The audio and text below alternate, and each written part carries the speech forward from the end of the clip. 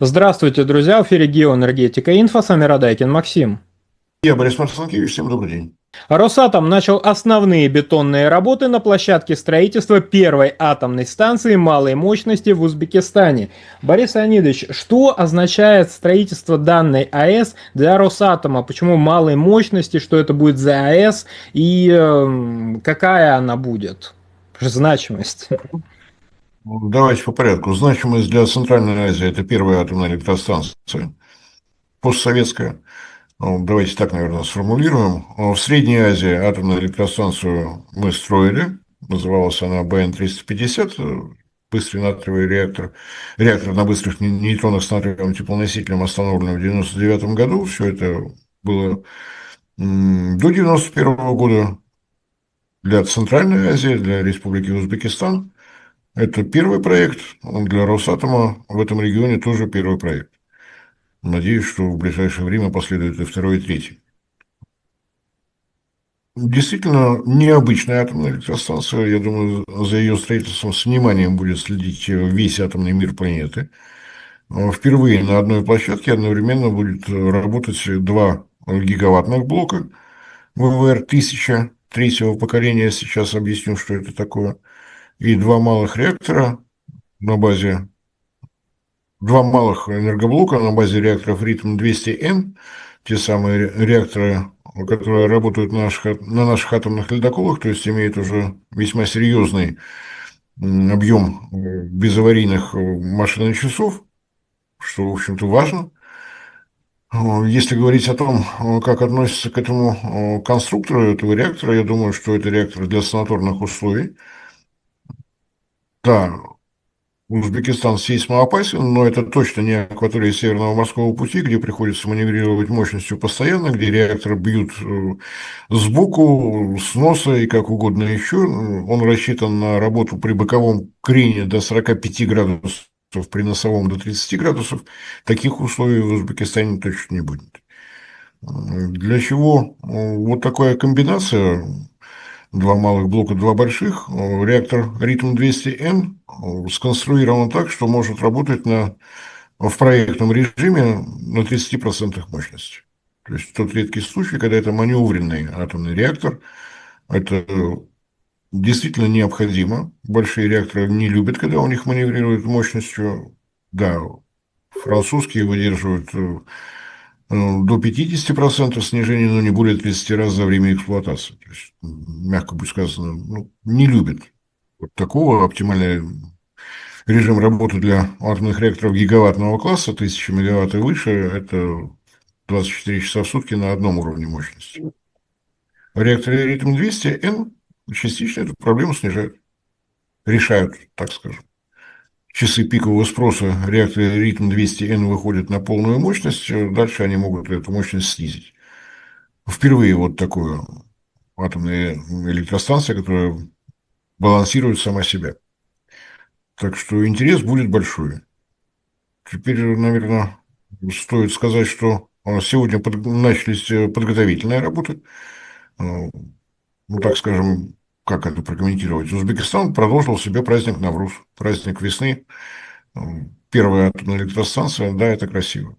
Это подготовительная работа. Озеро Тузун, видимо, какие-то вопросы у государственного регулятора качества грунта были, поэтому первые 900 кубометров бетона – это еще не фундамент под реакторное здание, это подготовка.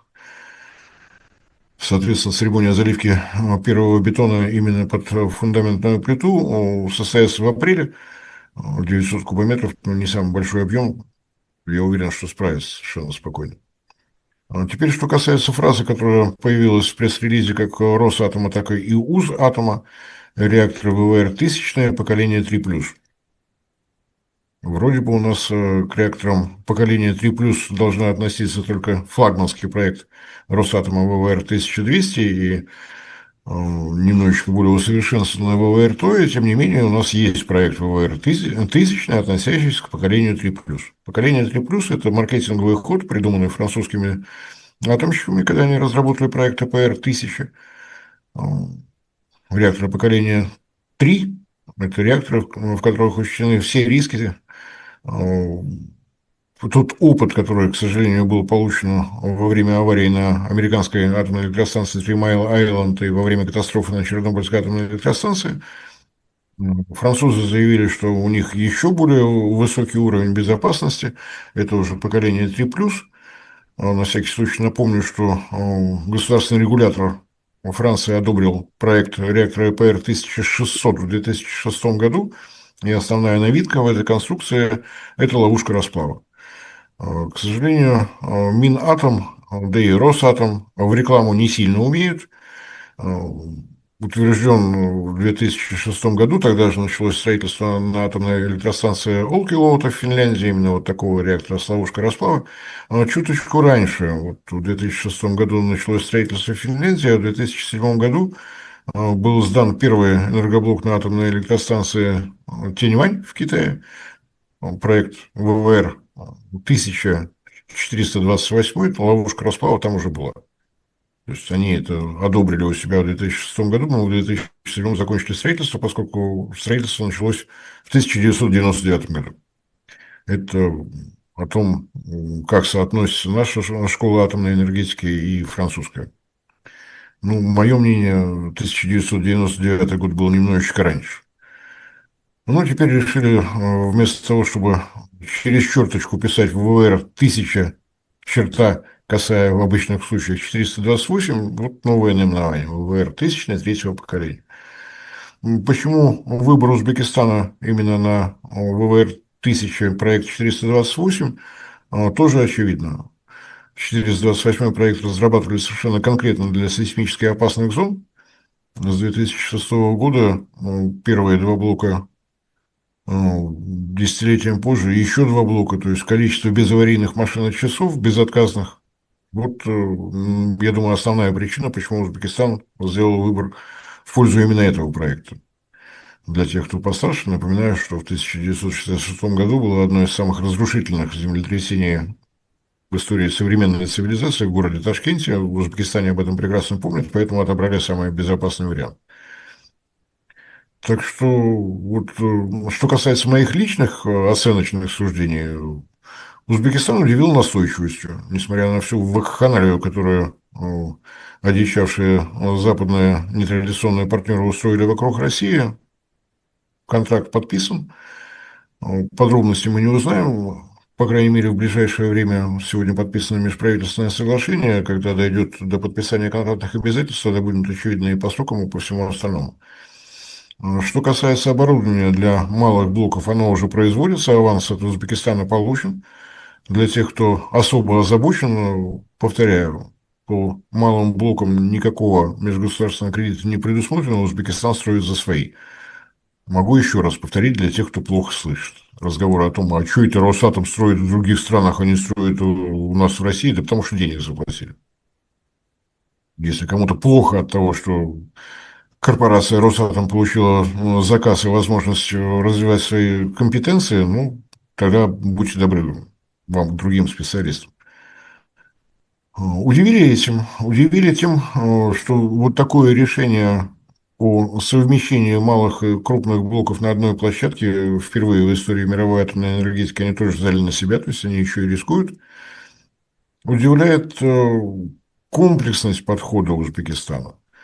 В этом году будет завершена разработка технико-экономического обоснования для строительства гидроаккумулирующей электростанции на том же озере Тулун, в непосредственной близости от атомной электростанции. То есть балансировка мощности будет дважды обеспечена ритмами, реакторами, напомню, которые позволяют менять уровень мощности, и гидроаккумулирующей электростанции. Причем гидроаккумулирующие электростанции весьма серьезные. 240 мегаватт турбинный режим, то есть сброс воды из плотины, 280 при подъеме. То есть в ночное время, если падает спрос, то атомная электростанция отправляет свою энергию на насосы гидроаккумулирующей электростанции, которая поднимает воду из нижнего бассейна в верхний. Задача все та же. Крупные блоки должны работать на одинаковом уровне мощности как можно дольше. Настолько аккуратно, ну, наверное, если примеры и есть, то только на границе Франции и Швейцарии. Там есть примеры двух атомных электростанций, которые укомплектованы гидроаккумулирующими электростанциями в Швейцарии. Швейцария – это горы, организовать гидроаккумулирующую электростанцию можно.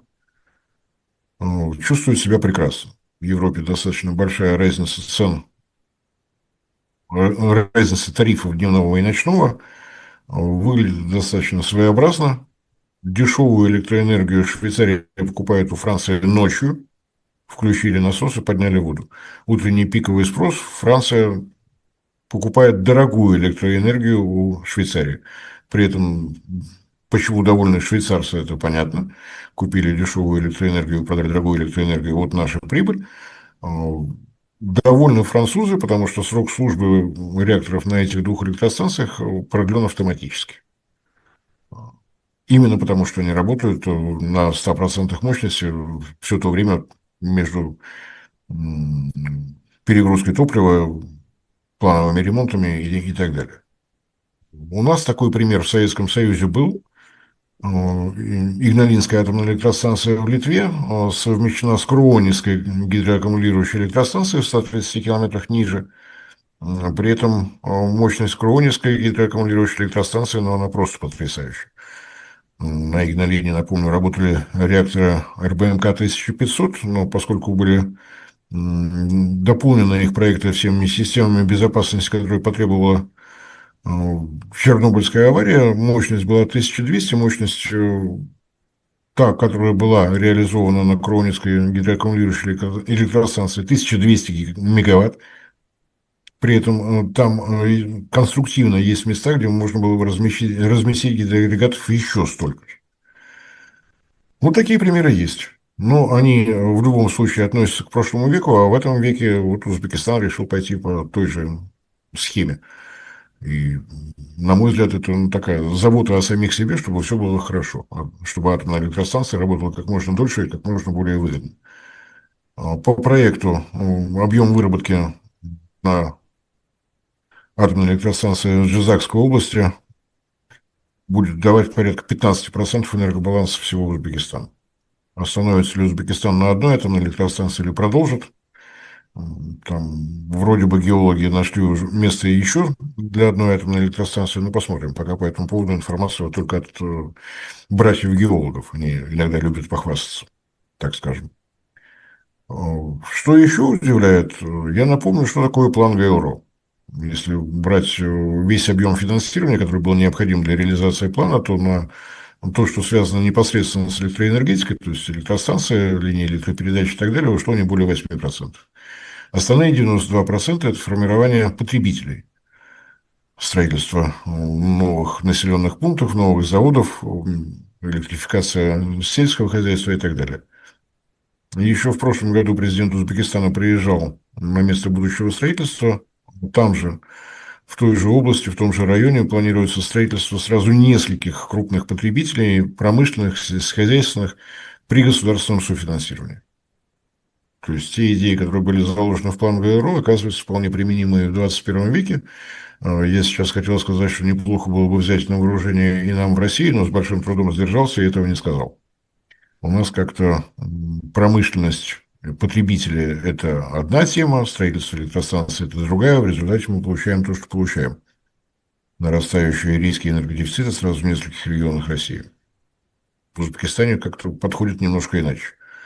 Они представляют, какой объем генерации будет, они под это расширяют мощности автомобильных заводов, находящихся там же планируется увеличение мощности сельскохозяйственных предприятий и так далее. То есть, на редкость аккуратный подход.